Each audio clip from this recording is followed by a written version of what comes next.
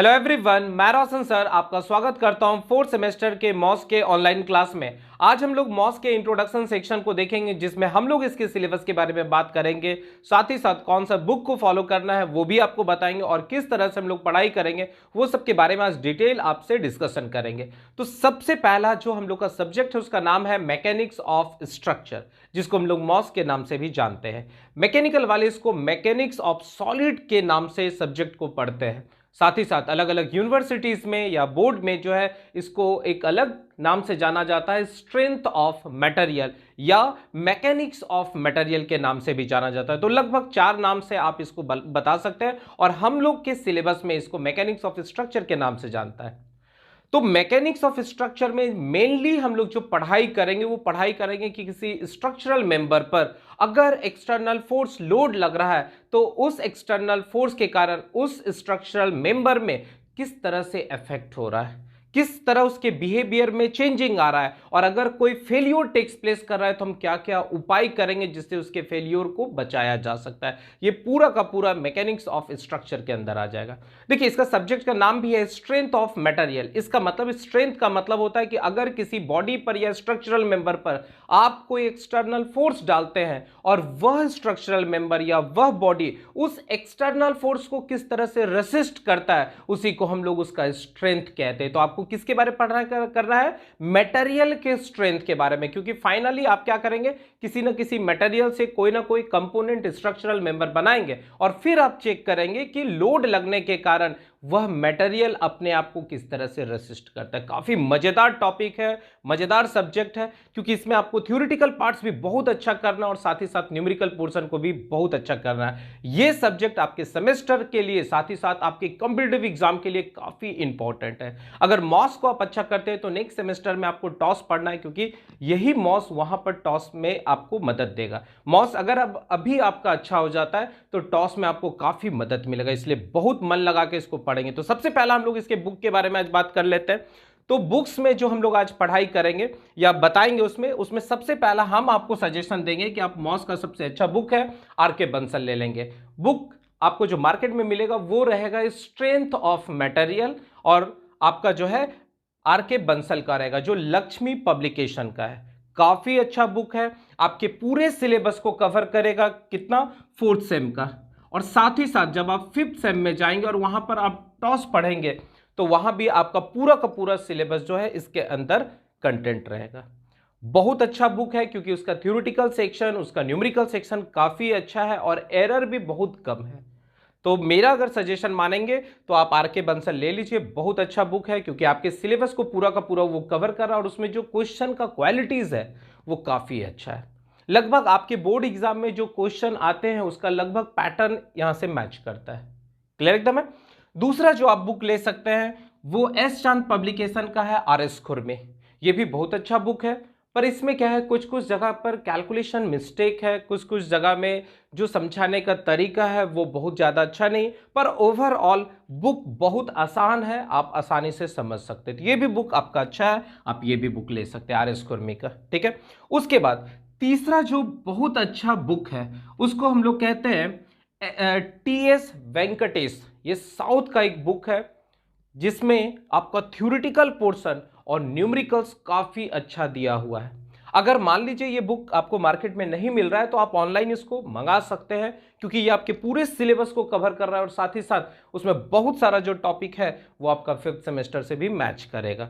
तो अगर देख लेंगे, आपको ये बुक अगर मार्केट में मिलता है तो आप ये भी ले सकते हैं, अदरवाइज आप लाइब्रेरी से ये सब बुक को निकाल सकते हैं। देखिए, मॉस का बुक एटलीस्ट आपको रखना ही पड़ेगा, चाहे आप किसी राइटर का रखें।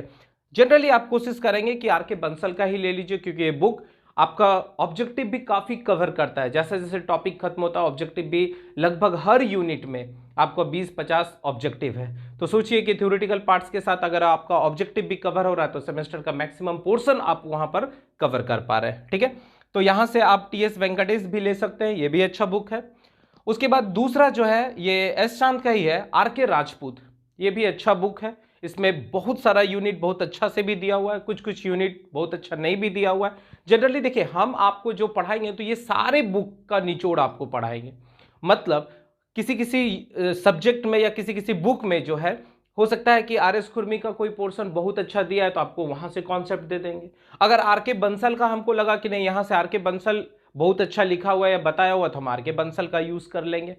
मतलब आपको जो न्यूमेरिकल्स बताएंगे वो सारा का सारा ये सारे बुक से मिला के बनाएंगे। कोई स्पेशल बुक हम आपको नहीं बोलेंगे कि नहीं आप यही खरीदो, पर आपको जरूर बोलेंगे कि आर के बंसल बेस्ट बुक है, आप ले सकते हैं। ठीक है, एकदम बात मानिएगा। बाकी बात आप फ्री हैं, आप कोई भी बुक ले सकते हैं। इवन आप देख लीजिएगा कि आपके कॉलेज में टीचर लोग क्या रिकमेंड करते हैं, आप वो भी ले सकते हैं। पर मेरा सजेशन ये, क्योंकि ये मॉस जो है लगभग हम 10 साल से पढ़ा रहे हैं, तो इस सब्जेक्ट में हमको पूरा पकड़ है कि हमको कितना पढ़ाना है, क्या पढ़ाना है। आप जैसे ही क्लासेस कुछ दिन कीजिएगा आपको खुद ही अनुभव होने लगेगा कि कहीं ना कहीं ये सब्जेक्ट जो है एक्सपीरियंस टीचर के मदद से या उसके साथ पढ़ने से काफ़ी मदद मिलेगा। ठीक है, दूसरा जो है ये आप लोग का साधु सिंह, ये भी अच्छा बुक है, आप इसको भी ले सकते हैं। ठीक है, उसके बाद आपका फिर स्ट्रेंथ ऑफ मटेरियल का पूनमिया आता है, आप पूनमिया को भी ले सकते हैं। तो ये कुछ इंपॉर्टेंट बुक है जो आप नाम लिख लेंगे। अगर इसमें से कोई एक बुक खरीद लिए तो बाकी बात बुक अपने कॉपी में लिखिए, जरूर आप लाइब्रेरी कभी जाएंगे तो वहां से आप ले सकते हैं। पर मॉस का बुक आपको एकदम लेना ही लेना है, क्योंकि ये पूरा का पूरा 100% न्यूमेरिकल पेपर है। मतलब आपके एग्जाम में जो सबसे ज्यादा क्वेश्चन है वो न्यूमेरिकल्स आएगा, और अगर अभी आप मॉस अच्छा करते हैं तो 5th सेमेस्टर में आपको काफी मदद मिलेगा। ओके, चलिए अब हम लोग इसके सिलेबस के बारे में बात करते हैं। तो सिलेबस में हम लोग को टोटल 7 यूनिट पढ़ना, और सातों यूनिट काफी इंपॉर्टेंट है। ठीक है, इसमें एक एक्स्ट्रा यूनिट हम लास्ट में पढ़ा देंगे, एकदम जरूर पढ़ाएंगे। ठीक है, क्योंकि वो 5th सेमेस्टर में भी पढ़ना है, पर कंपैरेटिव व्यू से काफी इंपॉर्टेंट है, और वो आपका स्लोप एंड डिफ्लेक्शन टॉपिक है। ठीक है, स्लोप एंड डिफ्लेक्शन टॉपिक है। बाकी बात आपको 5th सेमेस्टर में भी टॉस में पढ़ना है, पर अभी आपको पढ़ा देंगे क्योंकि बहुत सारा बच्चा कॉम्पिटिटिव क्वेश्चन बनाता है, तो वहां से आपको मदद मिल जाएगा। ठीक है, तो पहला यूनिट के अंदर आ जाएंगे। इसमें हम लोग को स्ट्रेस स्ट्रेन के बारे में बात करना है कि स्ट्रेस क्या होता है, स्ट्रेन क्या होता है। उससे पहले आपको पढ़ाएंगे कि मटेरियल के अंदर या बॉडी के अंदर अगर एक्सटर्नल फोर्स डालते हैं तो क्या क्या इंपॉर्टेंट प्रॉपर्टीज होता है, जिसमें हम लोग पढ़ेंगे कि इलास्टिसिटी किसको कहते हैं, प्लास्टिसिटी किसको कहते हैं, हार्डनेस किसको कहते हैं, टफनेस किसको कहते हैं। उसके बाद हम पढ़ाएंगे कि रिजिलियंस किसको कहते हैं। तो ये कुछ बेसिक प्रॉपर्टीज होगा, मैकेनिकल प्रॉपर्टीज जो आपको बताएंगे। फिर वहां से पढ़ने के बाद हम लोग पढ़ेंगे टाइप्स ऑफ लोड कितना होता है, अलग अलग तरह का लोड का एप्लीकेशन कैसे होता है। फिर उस लोड के आधार पर पढ़ेंगे कि बॉडी के अंदर स्ट्रेसेस कैसे जनरेट होता है, स्ट्रेसेस होता क्या है, कितने टाइप का स्ट्रेस होता है, स्ट्रेन क्या होता है, उसका टाइप्स क्या होता है, ये सब के बारे में डिटेल बात आपको बताऊंगा। जैसे एग्जांपल के तौर पर समझिए कि अगर आप कोई इलास्टिक मेंबर ले रहे, देखिए अंतर क्या है मैकेनिक्स ऑफ स्ट्रक्चर और सिंपल मैकेनिक्स के अंदर। जैसे अगर आप मैकेनिक्स के बारे में बात करते थे तो मान लीजिए ये बॉडी है, ठीक है, तो ऑब्वियस है कि बॉडी बहुत सारे एटम मॉलिक्यूल से मिलकर बना हुआ है। तो अगर इस बॉडी पर हम एक्सटर्नल फोर्स लगाते थे मैकेनिक्स में, जब हम सिर्फ मैकेनिक्स का बात करते हैं, तो जब हम एक्सटर्नल फोर्स लगाते हैं तो ये बॉडी अपने ए पोजीशन से चेंज करके हो सकता है ये बॉडी बी पॉइंट पर आ गया, ये बी पॉइंट पर आ गया। तो जब हम लोग सिंपल मैकेनिक्स पढ़ाते थे तो वहां पर बताते थे कि बॉडी के मॉलिक्यूल्स में किसी तरह का कोई चेंजिंग नहीं होता है, सिर्फ बॉडी में डिस्प्लेसमेंट होता है, मूवमेंट होता है। तो वो मैकेनिक्स के अंदर आ गया। पर जब हम लोग मैकेनिक्स ऑफ स्ट्रक्चर का बात करते हैं तब वहां पर हम लोग जब एक्सटर्नल फोर्स लगाते हैं तो इसके मॉलिक्यूल्स में चेंजिंग आता है, और यहां पर ये बॉडी जो है वो डिफॉर्मेबल बॉडी के अंदर कंसीडर, लोड लगा, लोड लगने के कारण उसमें डिफॉर्मेशन टेक्स प्लेस किया, और जैसे ही लोड को हटाए बॉडी वापस अपने ओरिजिनल शेप और साइज में आ गया। तो यहां पर हम लोग जनरली जो पढ़ाई करेंगे वो डिफॉर्मेबल बॉडी के बारे में बात करेंगे, फ्लेक्सिबल बॉडी के बारे में बात करेंगे। पर मैकेनिक्स में जब हम लोग पढ़ाई करते हैं तो मेनली हम लोग रिजिड बॉडी के बारे में बात करते हैं। तो इसको पूरे डिटेल में पढ़ाऊंगा, खूब मजेदार सब्जेक्ट है, आपको बहुत मजा आएगा। ठीक है, तो यहां पर हम लोग फिर हुक्स लॉ पढ़ेंगे, फिर उसी में हम लोग आगे जाके पढ़ेंगे कि सुपरपोजिशन प्रिंसिपल क्या होता है, कंपोजिट सेक्शन क्या होता है, टैपर सेक्शन क्या होता है। देखिए आपको नो डाउट जितना सिलेबस दिया हो उससे एक्स्ट्रा ही पढ़ाऊंगा, कुछ कुछ टॉपिक आपके सिलेबस में स्किप किया हुआ है पर कंपैरेटिव व्यू से वो काफी इंपॉर्टेंट है, तो वो सब भी यूनिट आपको खोज खोज के पढ़ाऊंगा, जिससे कि क्या होगा, आप अगर कोई ऑब्जेक्टिव, देखिए एक काम और करना है, इस टेक्स्ट बुक के साथ एक ऑब्जेक्टिव भी आप खरीद लेंगे।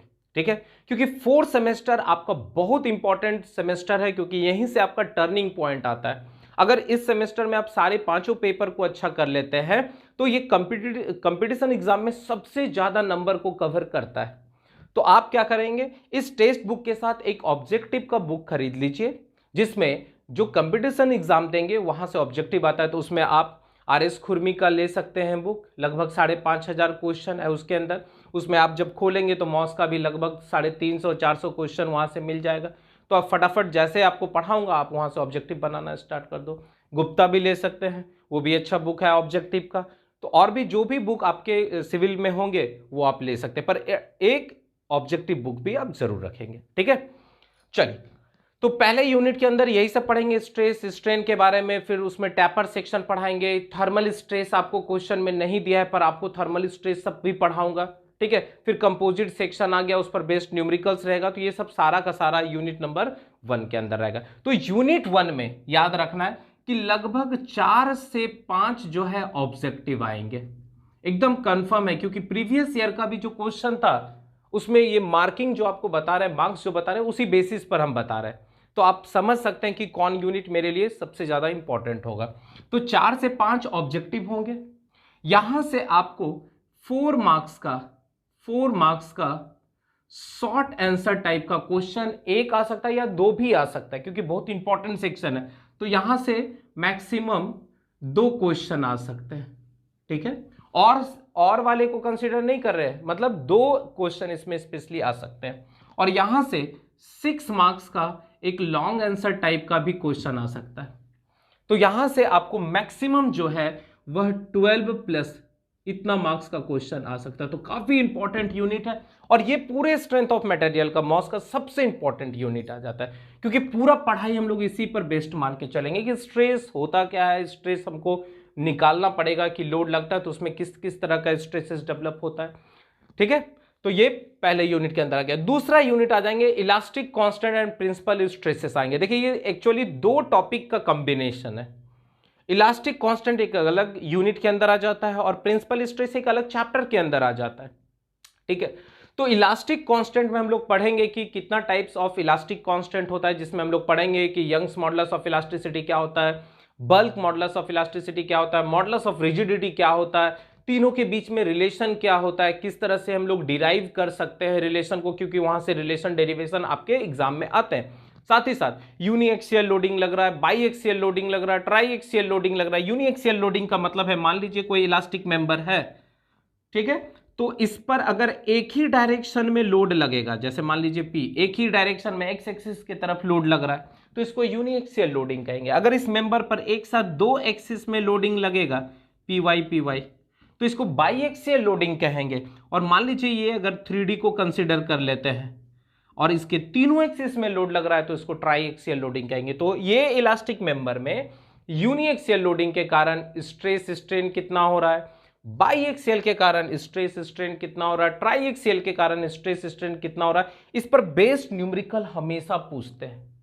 ठीक है, तो यहां पर हम लोग ये सब के बारे में पढ़ेंगे। इलास्टिक कांस्टेंट जो है वो आपके पास 3 है, यंग्स मॉडुलस, बल्क मॉडुलस और मॉडुलस ऑफ रिजिडिटी।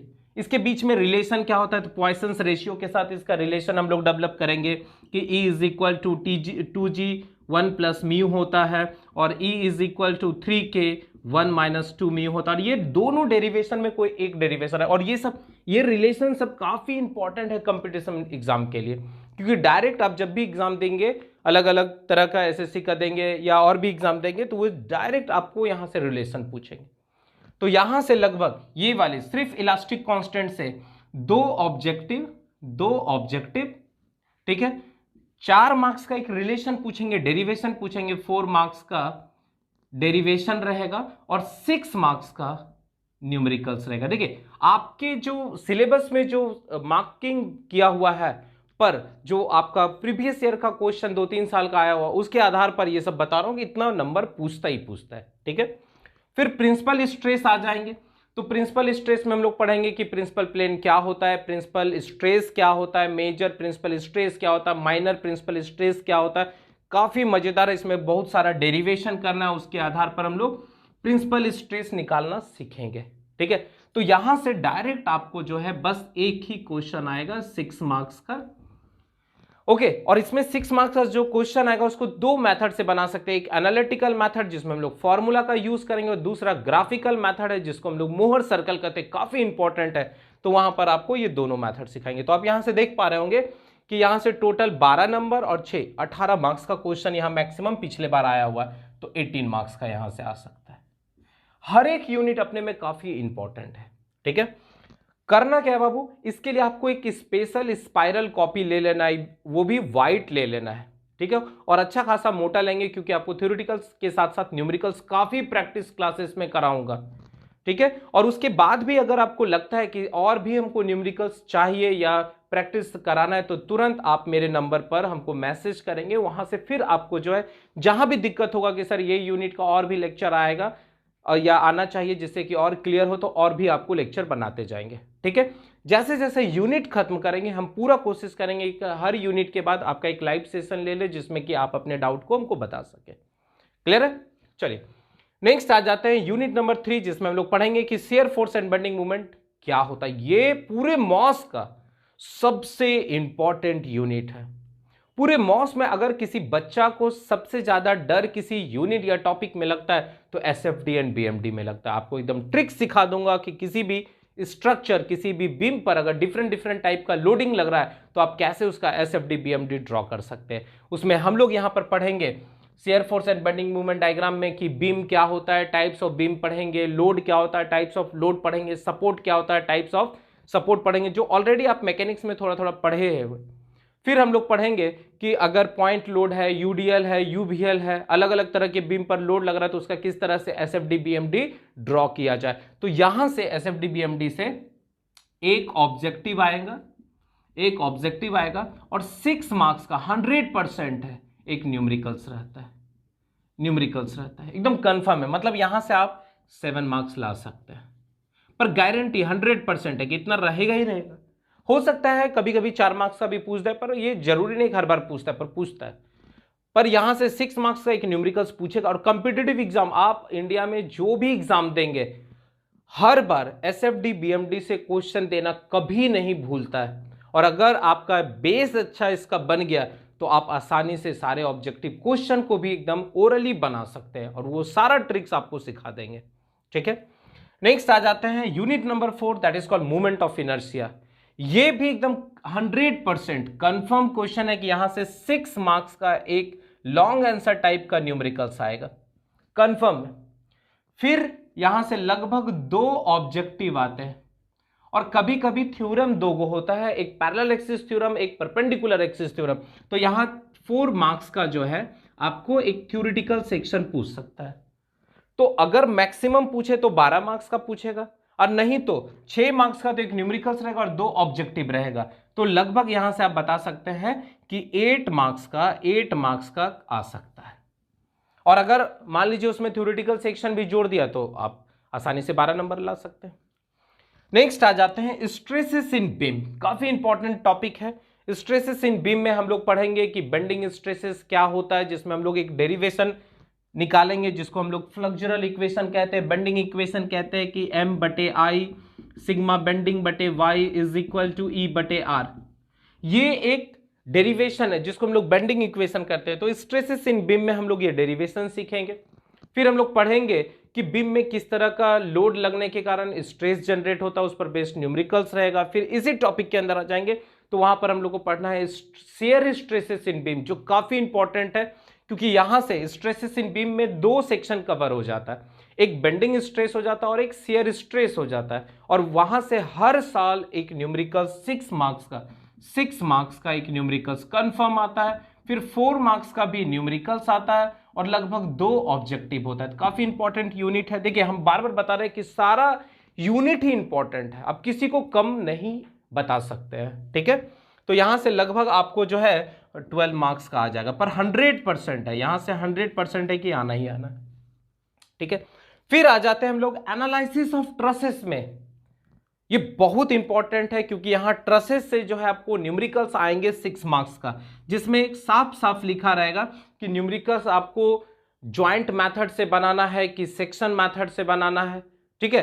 तो यहां पर आपको एनालिसिस ऑफ ट्रसेस में पढ़ाएंगे कि ट्रसेस होता क्या है, ट्रसेस या फ्रेम में क्या डिफरेंसेस है। तो ये याद रखना है कि ट्रस जो होता है वो मेनली पिन ज्वाइंट मेंबर होता है, और फ्रेम जो होता है वो परमानेंट ज्वाइंट मेंबर होता है, जिसमें फ्रेम में हम लोग वेल्डिंग कर देते हैं। जैसे मान लीजिए बहुत सारा स्ट्रक्चर देखते हैं, तो उस स्ट्रक्चर में अगर वेल्डिंग किया हुआ है, या आप कह सकते हैं कि रिवेट मारा हुआ है, या नट बोल्ट कसा हुआ है, कि उसके बीच में किसी तरह का कोई एंगुलर मूवमेंट नहीं हो सकता है, तो वो सारा का सारा फ्रेम हो जाता है। और अगर पिन ज्वाइंट दिया हुआ है, जैसे अगर मान लीजिए आप कोई सीजर ले लिए, तो यहां पर आप देखते हैं कि ज्वाइंट डाला रहता है, उस पॉइंट के अबाउट मूव कर सकता है।